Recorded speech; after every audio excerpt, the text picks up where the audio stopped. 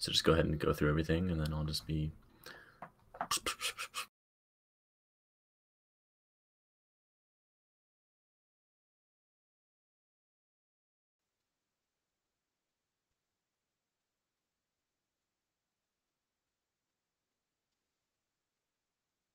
All right, Orange County, we are back with another episode of the Orange and Black SoccerCast, and we've got a few things to talk about. The season is quickly approaching here, less than a month now.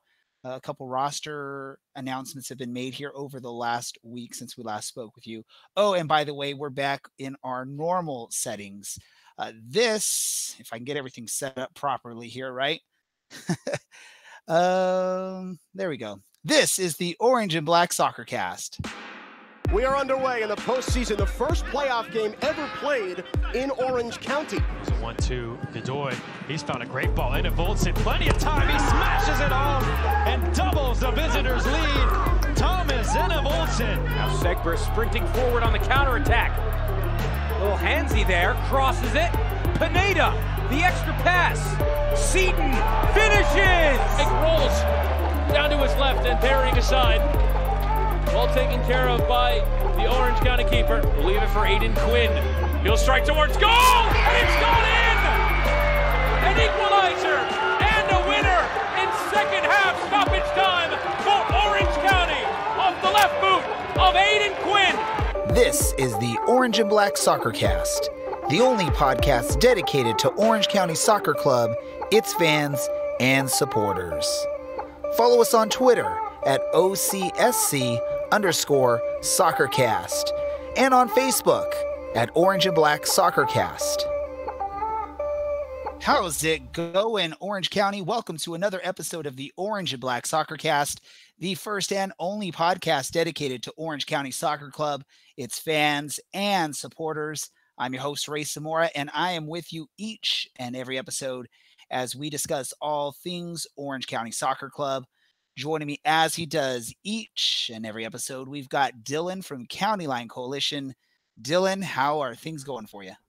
Oh, they're going all right. Just getting through my week. One of the last few weeks without any soccer, so make and do. Well, I'm sad to hear you say that because soccer is sort of back in here. I know it's only preseason, only been some friendlies, but I mean, soccer's here. It's time.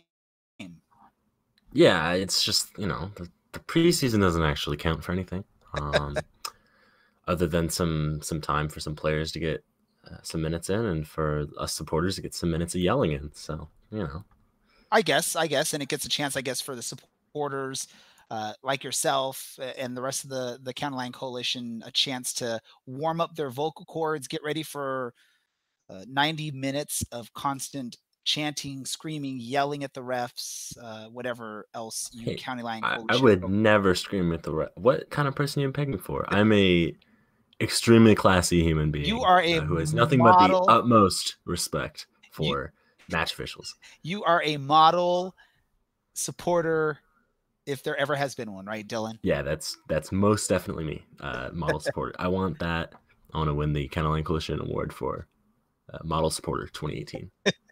We'll have to put that as one of our categories for the upcoming awards in 2019.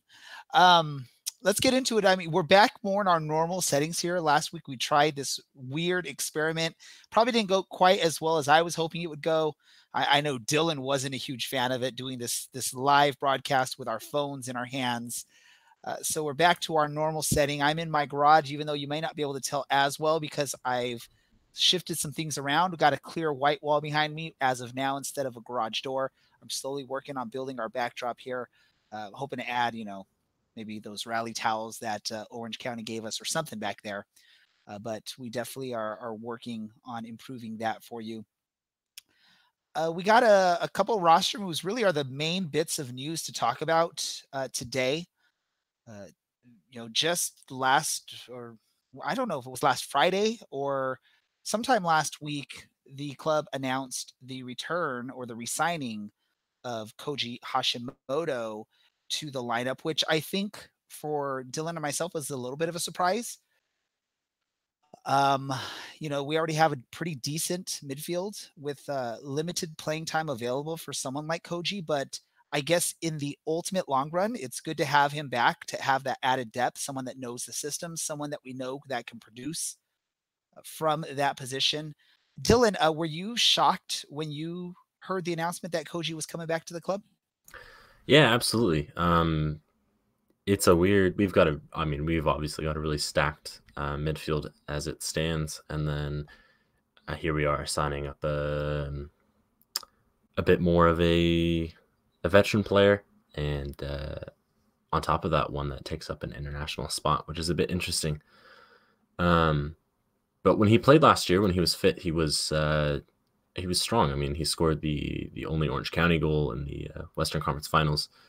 And while it proved to be a little bit too little too late, he's still obviously a really good player. He might be in his 30s. He's still, I'd say, devoted and talented enough to easily continue at a successful level in the USL. Nonetheless, it's a surprise, but it does give us a little bit more of a framework of some veterans, both within the club, with the return of such a big group now, and as well as just some of those older players that can kind of lead the way and show for some of the younger players. And despite not being fit for a good portion of last year after an injury, most games after he was out running on the pitch, working on his fitness, making sure everything was fine. And I'm not sure that anyone ever had any issues with him, or kind of seems like the coaching staff was thrilled to have him around last year. So just could be an extension of that, showing some of the younger guys how to be the consummate professional, the model professional, even when you're not getting the minutes that you'd obviously want to be playing. No, definitely. Bringing Koji back into the roster is a big plus as far as the cohesiveness of this roster, the chemistry that's coming back from last season. I don't know much too far back over the past 2 seasons, I guess, at this point, but I probably would feel very confident in saying this is probably the biggest return of players season over season in the club's history. Would that be a fair statement to make, Dylan?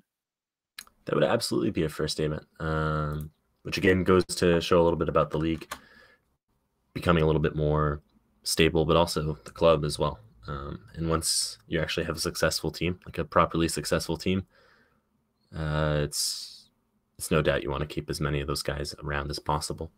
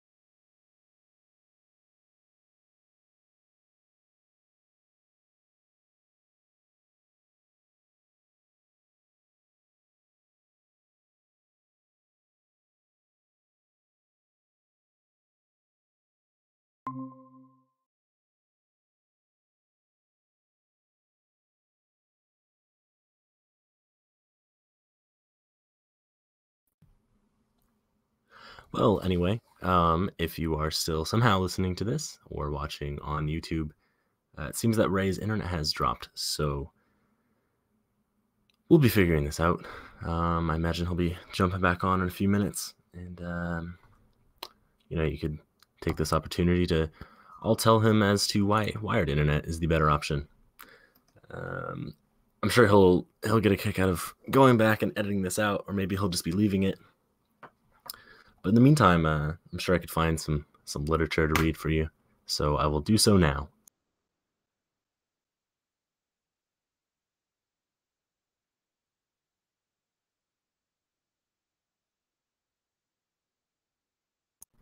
Last week I did recommend Robert Frost, and I did reference the specific poem, but I was not explicitly clear as to which one it is, or which one it was, sorry. So here it is. Oh, Ray, you're back. I was just about to read a poem for anyone that was potentially around, so it's a good thing you're back. Technical issues. Don't we love those things, especially when you're trying to do a live stream here? You had me scared. I thought it was my problem. My internet's been acting up for the last probably week. I probably should have gone through and maybe done a modem reset before we started today, but I was hoping it wasn't as bad as I was maybe thinking, just because I already hate my internet. I know when we first started recording, it was I was noticing that the stream health wasn't too well anyways. So, but we're back. I'll have to just do some post editing after this. For those of you listening on the podcast, I mean, you probably is just a nice smooth transition to what we're talking about now.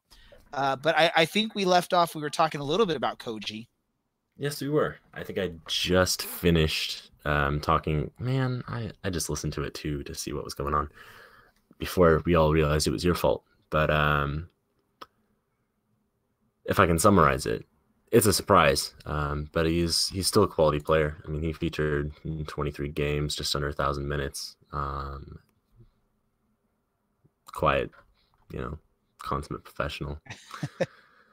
That's about all you can ask. I mean, he only scored the 2 goals, the one against Phoenix in Orange County, and then the one in San Antonio, which Orange County favorite, current Austin Bold goalkeeper Diego Strepo just got to watch like the rest of us. So another sweet right foot to add onto some free kicks to go along with Jerry Van Wolfgang and Aiden Quinn's left foot. So then the big question comes up, and this is before we even get into the most recent discussion of a signee. What can we expect, or what should Koji, I guess, expect as far as his playing time out there on the pitch? Is he pretty much just a safety net for the potential injury that happens here and there, or are we looking at him potentially being a key contributor off either off the bench? I doubt he'll make the starting 11, but do you think he maybe will be a contributor off the bench? Yeah, I think we might be looking at a little bit more of a backup role for him. And obviously the club would have said this is the role that you're probably going to get. Obviously the midfield's pretty stacked. But I would still expect him probably be on the bench most weeks, or maybe starting if we've got a particularly dense little fixture buildup. And of course, if there's injuries and he's fit, I would not at all be surprised to see him getting the nod a few times. And you could do a lot worse than him as that safety net for your midfield. So absolutely, definitely a decent signing. And this was all before the news that broke earlier today with another signing. That's another, I mean, at least what we're looking at in his career as a midfielder now. There's speculation due to the image that the club posted on social media. Typically, they will post it's sort of a generic image or what do you call it? Man, I can't even template for when they announce signings or whatever. And they'll have the player's image and the Orange County jersey, and then a little bit of orange white design off to the side, the name of the player, and typically there's the position down in the bottom corner. And when they first announced this new signing, there was a D down there, which typically would reference defense. Now, when you look at the history, and oh, by the way, I mean, I haven't even announced who we're talking about. We're talking about new signing to the club, Liam Trotter, who comes from AFC Wimbledon. Yeah, there you are. Our buddies that we just recently spoke to regarding Harry Forster. When I saw that signing, man, I was like, oh, we got to reach out to them, find out information. But so the confusion came out when the club posted that image with the D on there, which again typically references defense. So one of two things happens. It's either a typo and maybe there's a defender that's in the works and maybe they had that prepped for that announcement and they threw the picture on here, or there's maybe the chance that they're looking at moving him more into a defensive role, even though when you take a look at maybe some of his highlights out in England, that might not be the best spot for his skills. Dylan, I don't know if you had a chance to look into anything about Liam Trotter or have any information you could share, maybe any stats or anything you could share with our listeners, but what's going on with this guy? Yeah, well, if I could start with your initial, the little photo that they provided for us last week, they also did mention or did list Koji as a forward, which is obviously not actually the case. So I don't want to throw anyone under the bus, but that might just be another mistake that someone's made, and it's gone through anyway. But if you were on social media today and looking at this announcement, you probably saw that most Dons fans are pretty pleased that he was not going to be featuring for them anymore. Of course, he played for Bolton a few years ago, and just to give a little background on that, they're not known for particularly being run well, and so it seems like he was on a pretty massive wage, probably on a slightly smaller wage at Wimbledon, given that they don't themselves have the biggest of a budget, but didn't exactly find himself in the first team plans. And you know, he's gonna be 31 towards the end of the season, 30 right now. He's probably at a point in his career where he's either going to fall further down the pyramid, maybe a lower, maybe like a League 2 team if he doesn't get some playing time. So I'd imagine this is him coming over here to get playing time more than anything else. But there is another link between Forster and Trotter. Of course, they both played for Wimbledon in 2017, 2018. Obviously, Forster played a good amount, but Trotter featured a good amount as well.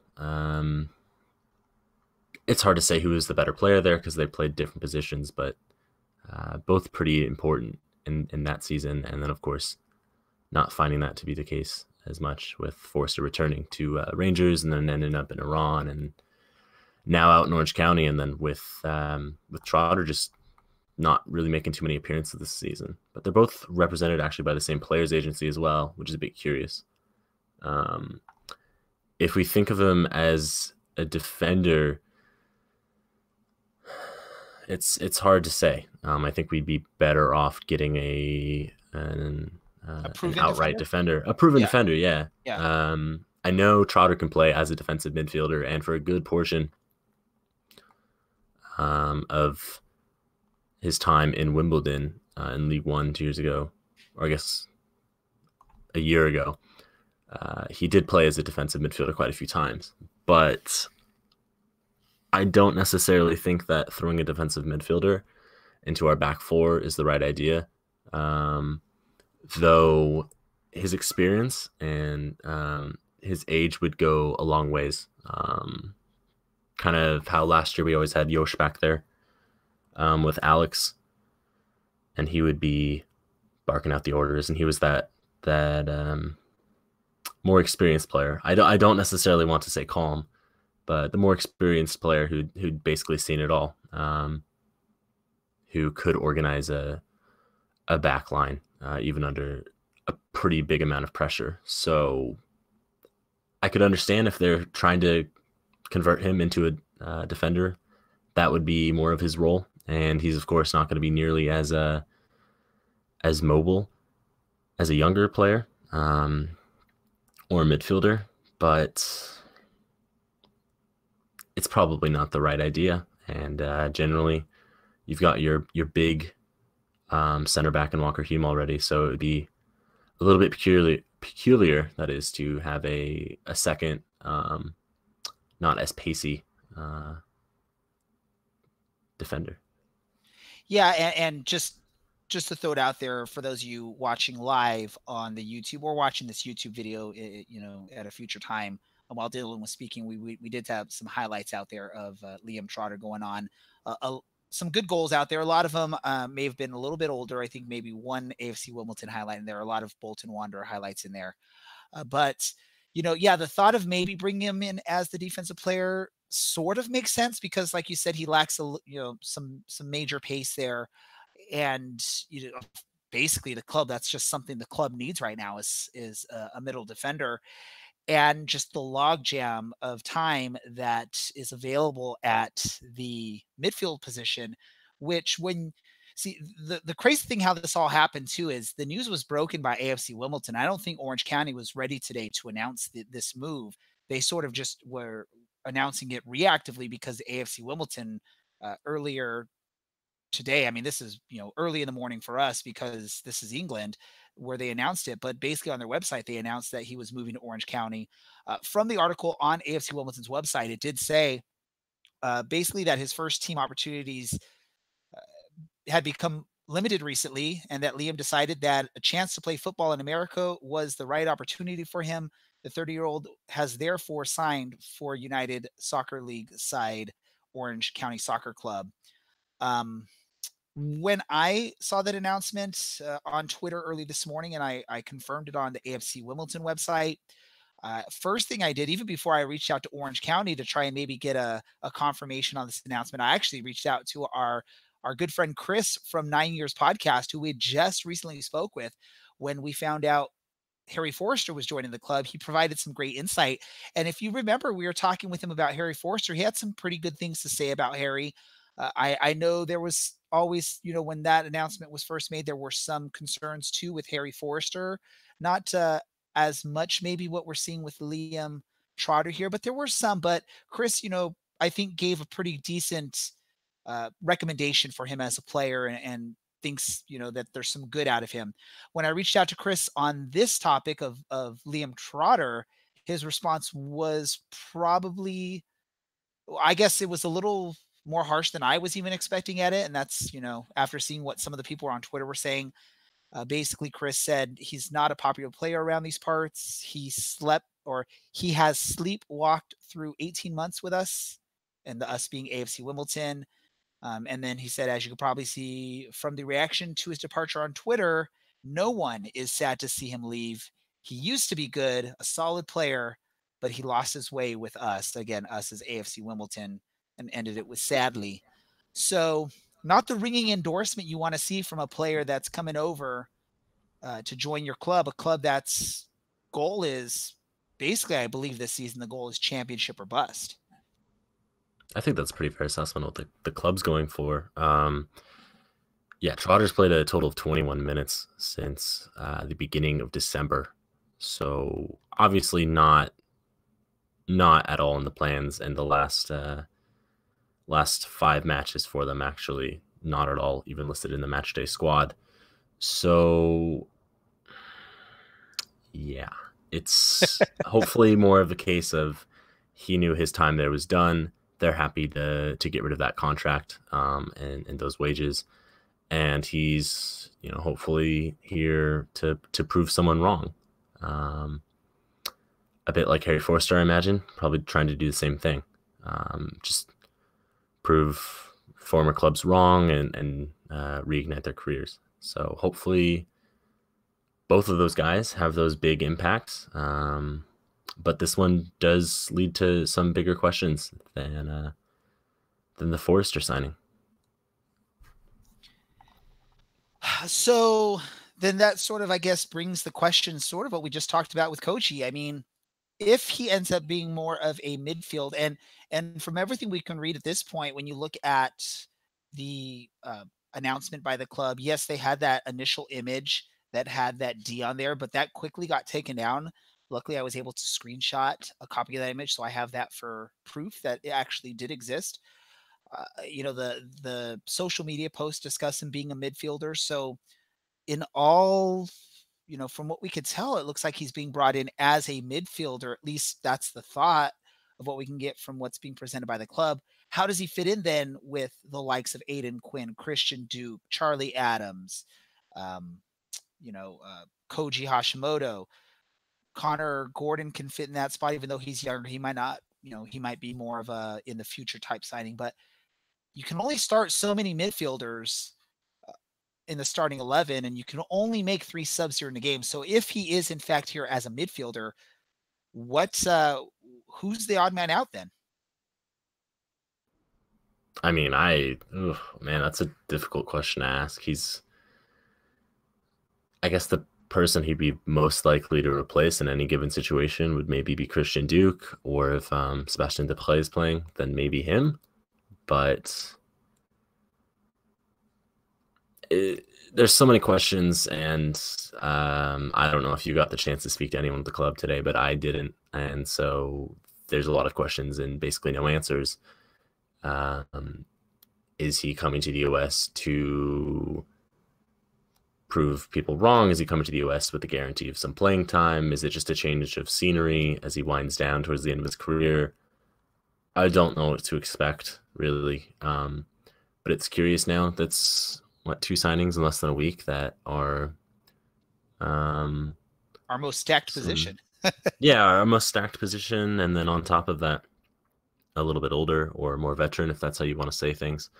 And both also take up international spots, of which we have 7, unless we've given away some money for another one, I believe. So I think as it stands, we've got 5 or 6 with Ansa Contour, now Trotter, Charlie Adams, Jerry Van Wolfgang, Harry Forrester, and Koji Hashimoto. So that's an interesting little debacle they've created. Does Seaton fall under homegrown because he was in the MLS, or because he's Jamaican? Correct. I think because he was I know he's got U.S. citizenship, and I think that's mostly due to his time with DC United. Okay, that totally makes sense. Yeah, I have to think there's some sort of guarantee of some sort of opportunity for playing time, because I don't see a player like Trotter making the commitment to play for a USL club at this point in his career, especially because one of the things that he was struggling with in Wimbledon was the lack of playing time. And so again, it's definitely a lot more questions, and I'm in your boat too, Dylan. I didn't really speak with anyone at the club other than what the official press release was from the club. But it does seem like the front office and Coach Braden over there is, I guess, excited to have him coming in. The press release from the club, the coach basically stated that he's extremely happy to have come to an agreement with Liam. This offseason, the club knew that they needed someone of his stature on the team. He has the power and presence that we've been looking for. His leadership and experience will be invaluable to our team. I mean, it sounds almost exactly like Josh Hoyveld last season, just that experience and leadership that he probably was able to provide for a team making a deep run in the USL in hopes of a championship. Maybe that's what we're getting, or we're looking for out of Liam Trotter.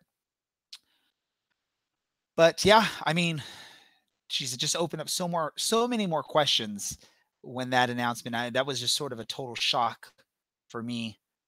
Probably for many of you out there, that was sort of a shock to see his name being the one that was being thrown out there and announced.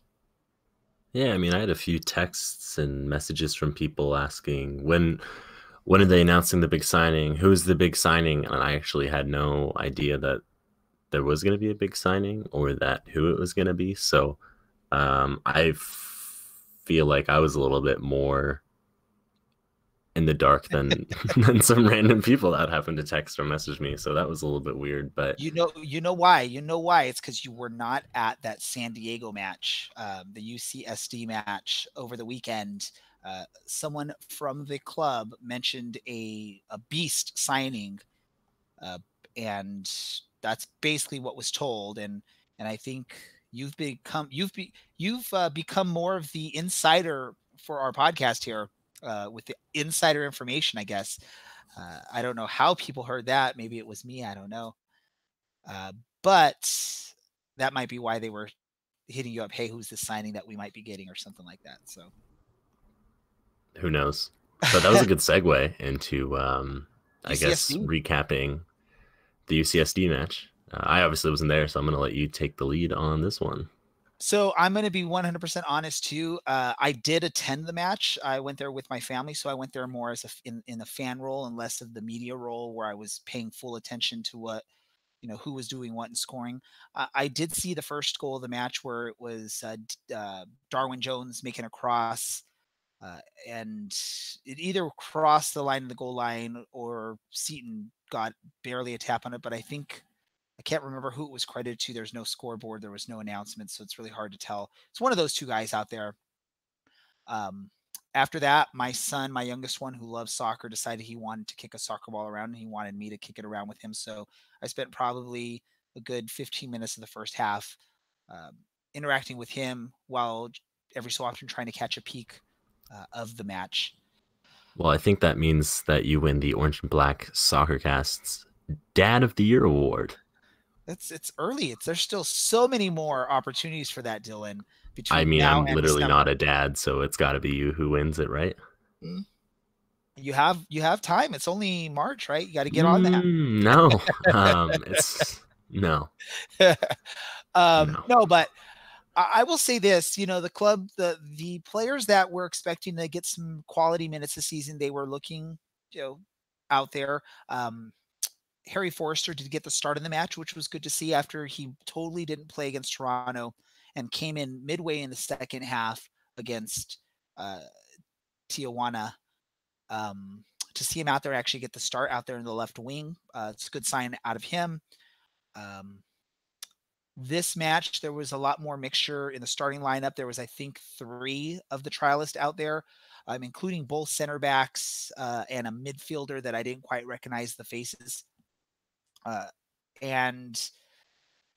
Again, throughout the match, there was more people out there. I think even the goalkeeper was not Aaron Cervantes in this match. So definitely a little bit more rotating of who was out there for the match. Club looked pretty decent. It was a 4-0 score at the end of it. Again, they're playing against a college team, so you would expect, even if there are a few players out there that aren't yet signed and maybe fringe USL players, you still would expect pro teams to be able to beat a college, level team on that. So 4-0, I guess, was expected.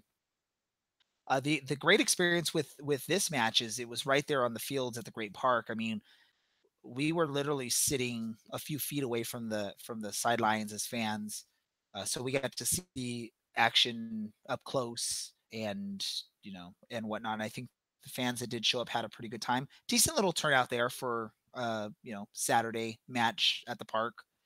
Unfortunately, I didn't get to stay till the very end because my son had a game that we had to rush to. We barely made it there to get there, but I would say typical, decent preseason performance from the club. And sorry you missed it, Dylan. It's okay. I had some really great Thai curry instead, and it was absolutely worth it. Okay, there you go, folks. There's plenty of soccer coming forward, everyone. So Thai curry is better than preseason friendly Orange County Soccer Club football, per Dylan. Yeah, see, I made Dylan speechless from that. What else to talk about, Dylan? I mean, really, the only other thing maybe to talk about would be previewing the match against Cal State Fullerton coming up this weekend, but it's difficult to do that because it's still preseason friendlies. I have no idea what Cal State Fullerton's soccer program is like, and who knows what the lineups will be for the matchup, especially when you still have people trying to make the squad. I mean, I think what you recapped with the San Diego match is going to hold pretty true.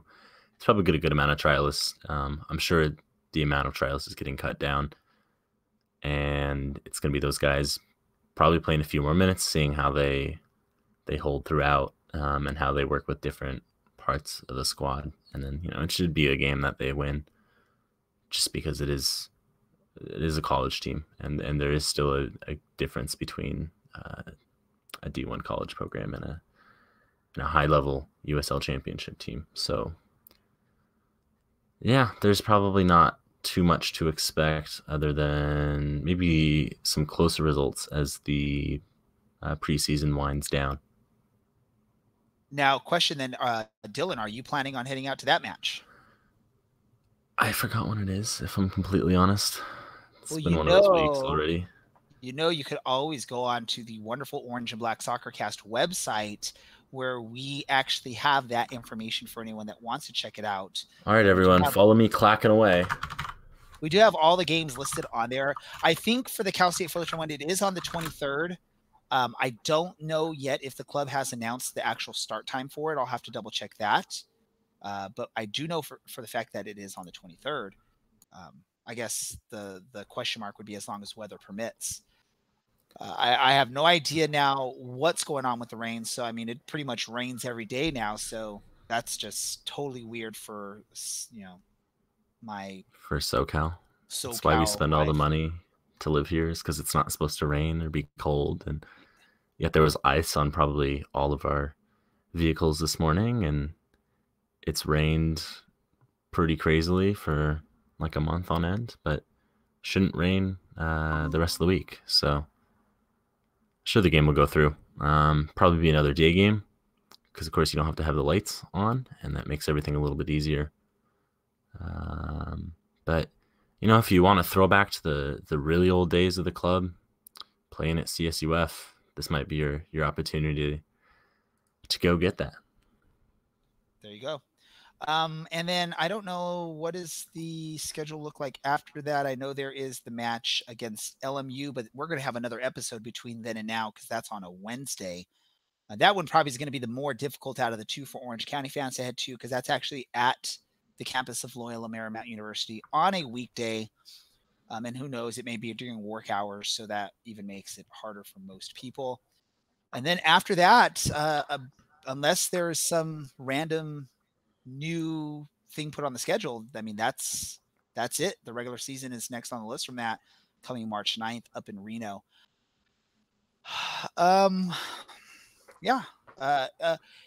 Expect to see your key players on the roster not trying to go full out on these matches, because you don't want to risk injuries at this point. You want to get into shape, but you don't want to work so hard that you're potentially hurting yourself.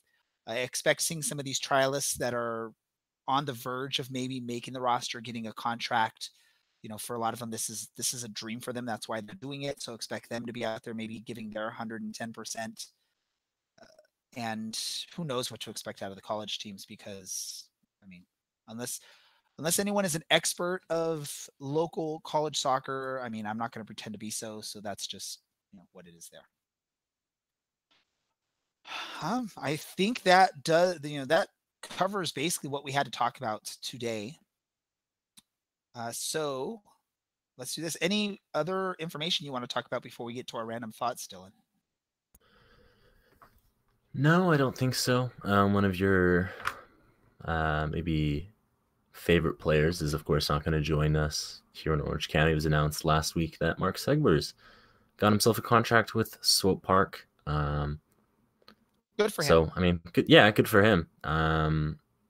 Sucks a little bit that we're not going to get to see him, but of course we are absolutely stacked when it comes to midfielders and wingers to begin with. So, yeah. And he gets another chance to, prove himself and hopefully get himself a spot towards the end of the season on an MLS squad. I'm trying to think if there was anything else I can think of. That's how slow of a week it's been. I'm giving you week-old news. It's one of those weeks. It doesn't even feel real. Thankfully, there was the Liam Trotter signing, or we would have literally had not much to talk about, and we would have just been... It could have been my literature. This still could be my literature. Yeah. We should definitely still do it. I'm still a little mad you got back just in time for me not to be able to read a poem. Is it your own poem, or are you going to read some other person's poem? I was gonna read someone else's poem. No. If you're going to read a poem on our podcast, it needs to be your own. Do you want it to be the poem about Orange County? Go for it. Because I did write a poem about Orange County. Is this happening? Let's hear Dylan's poem about Orange County. Okay, hold on. I gotta find the right paper really quick. I've got a few copies of it. See, it's moments like these. This is spontaneous. If we would have had this planned, I would have probably done some sort of graphic that I could put on the screen with Dylan serenading the Orange County logo. But nope, spontaneousness. Someday in the future, I'll be the poet laureate of the USL Championship. There we go. All right. Are you ready yet, Dylan? I am. So this is actually villanelle, which means that the first and third lines of each tercet actually rhyme with each other and then repeat every other stanza. So if you are interested in poetry, that's how that works. But yeah, in the back of the net, we began to sing. First in March to start our songs, it was their march to becoming kings. 85th minute, 0-1, aided on the wing. The ball swept through air and rain. Once in the back of the net, we began to sing. From there it grew near the top of the league. We joined them week to week. It was their march to becoming kings. Then came Dirty Diego, slow and menacing. Shirley Seaton had him beat. Gnomes in hand, ball in the back of the net, we began to sing. Powder came in clutch thrice on summer evenings against Fresno and Salt Lake and Oklahoma cities. It was their march to becoming kings. September came and went again. We were undefeated. Thomas found the net, 4 wins. Up Orange County, in the back of the net, we began to sing. It was their march to becoming kings.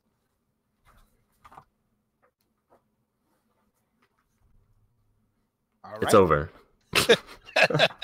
Well, I didn't know if you were pausing for dramatic effect or. Yeah, there's 500 periods listed, so you gotta pause for a while. Yeah, you gotta do that, right? That's not too bad. Yeah, you gotta give. I'll stick to the prose where I just write articles, unless I am officially the poet laureate of the USL Championship or of Orange County, in which case I do want a little business card or title that says that. Speaking of, writing the news or whatever, you can always go onto our website to check out the latest Orange County Soccer Club news, opinions, rumors. We're trying to build it up. Go onto the website, check it out. Follow us. We're going to try and add more to that as we can. I believe I reached out to Dylan, let him know earlier today. Google has finally noticed us, and we're now on the Google News feed. So if you go onto Google, search Orange County Soccer Club News, you should find some of our stuff on there, the articles we post. So that's a good thing too. So we're going to continue to ramp that up. All right, time to get into our random thoughts, Dylan, before we wrap this up. Do you want to go first, or should I? I think you should go first. Since you just were reading a poem. Yeah, I'll go first. My random thing is a huge thank you to a stranger, someone I have no idea their name. I wouldn't even be able to tell you what they look like because I was so frantic. But, I guess I have 2 random stories. This is the first one though. And this is, okay, I'm going to start all over. I'm going to go to last Friday when I got 3 of my wisdom teeth pulled out. I did it with only the local anesthesia, just, the numbing of the mouth, didn't get put under, didn't have any of the funny gas. Went pretty well. Recovery's been going pretty well. Just, a few ibuprofens here and there.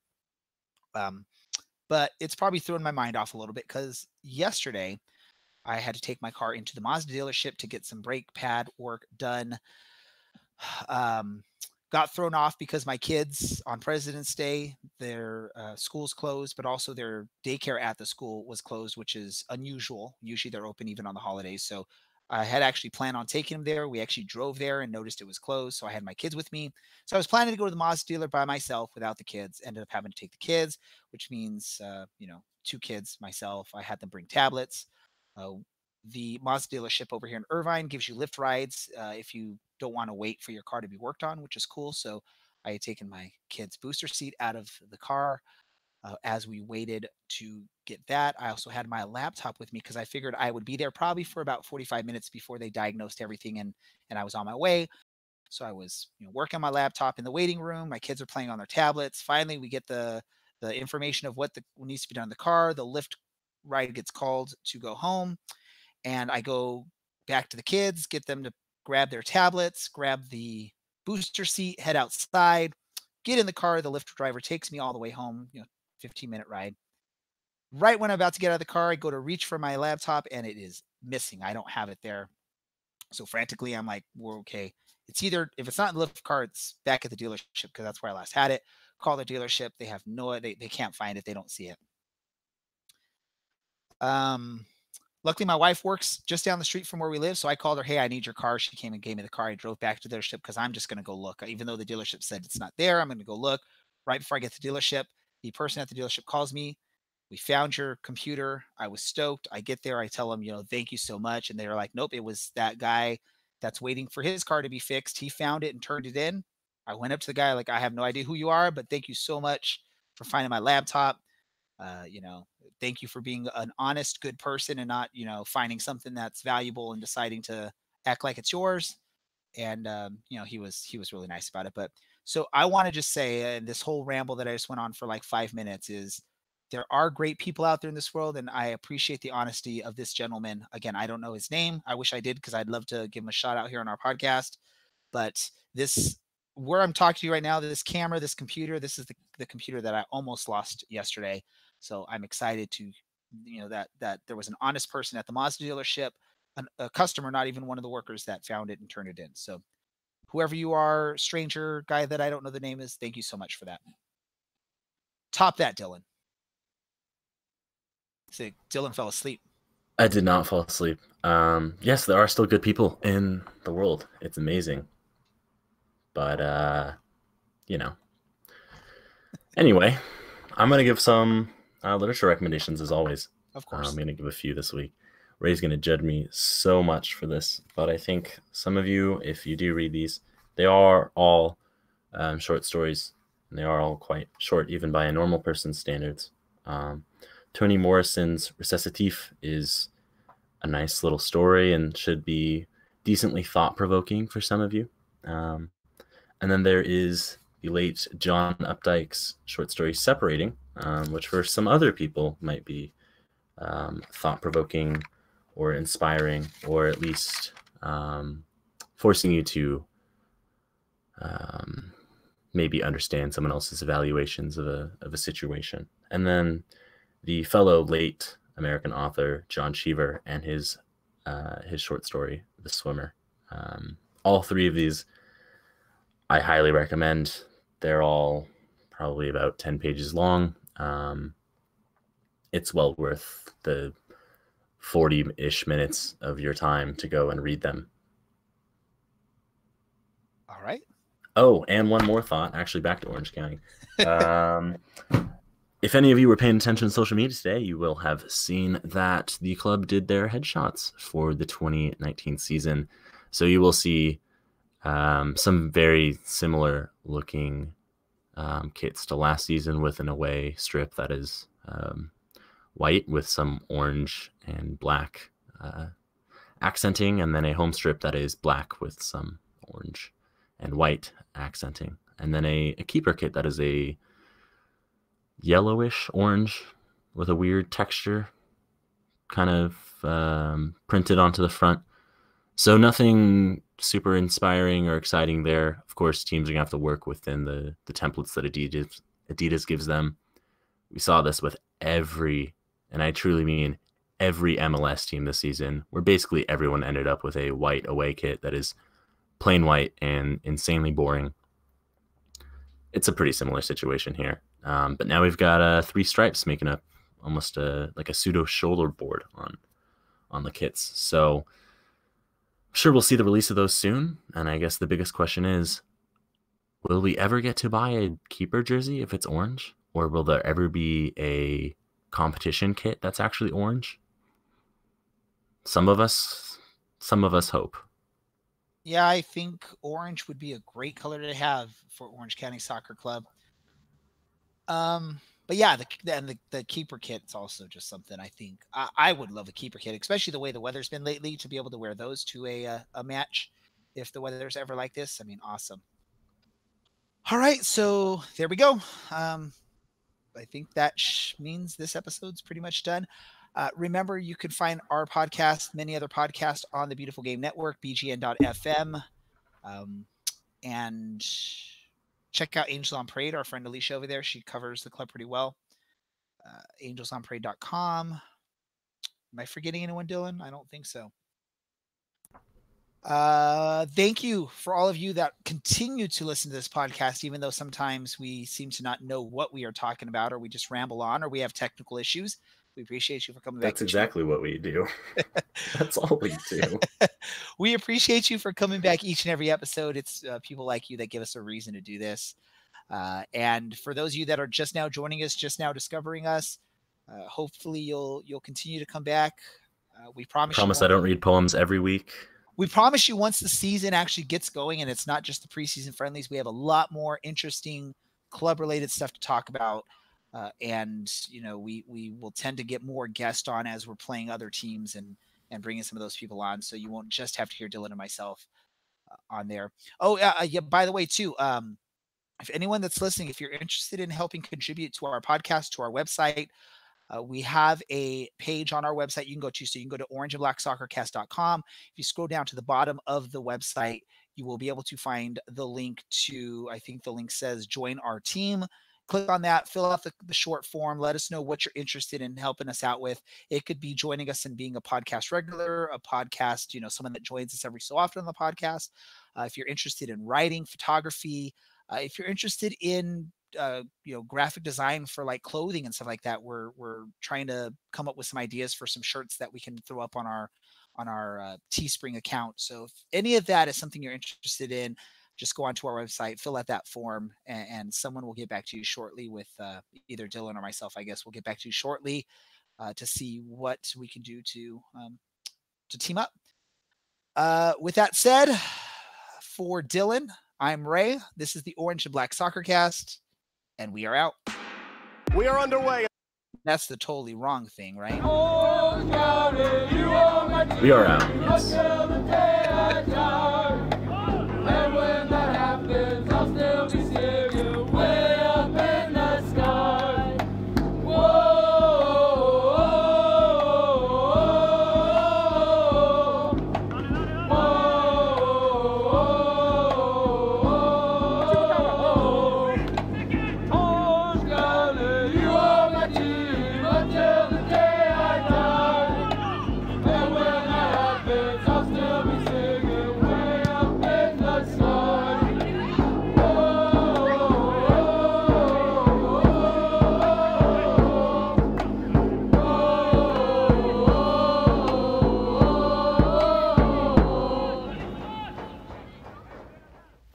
Podcasts are a great way for your business to advertise to target audiences.